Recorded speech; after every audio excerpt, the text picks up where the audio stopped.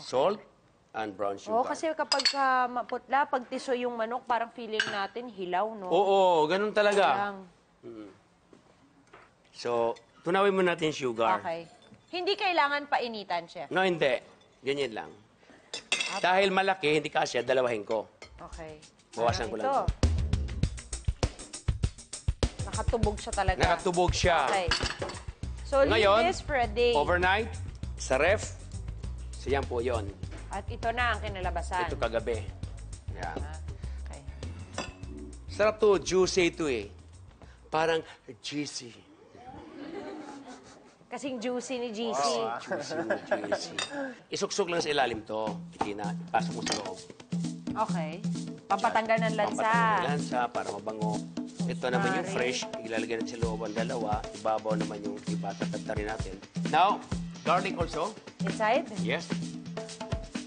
Konti lang pa ng sangkap Salty nito, chef. Ito naman, ganito na ito. Tingnan nyo ha. Twist like that. Kami nanonood ha. Tapos talian natin. Para hindi siya bumuka.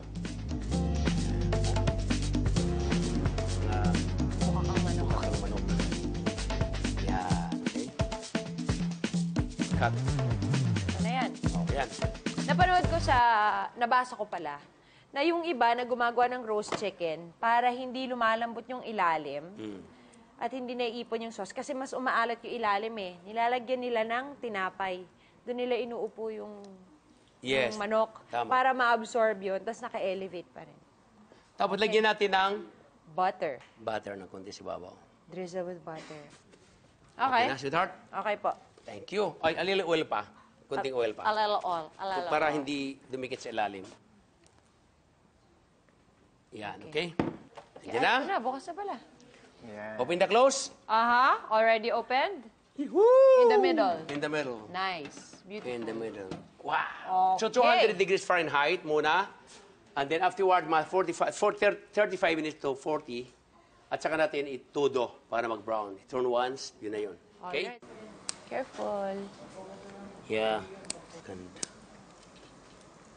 Nice. Nice. Pinakainis. Ang ganda. Da.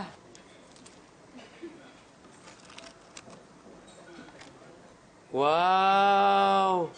Naglaway kayo, no? Ganda naman.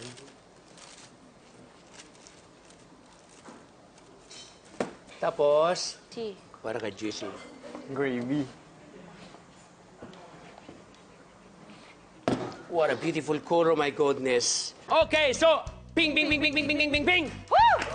Ito na ating napakasarap na made de roasted chicken with rosemary and lemon garlic. At syempre, dapat ipatikim natin yan sa lahat ng mga bisita natin.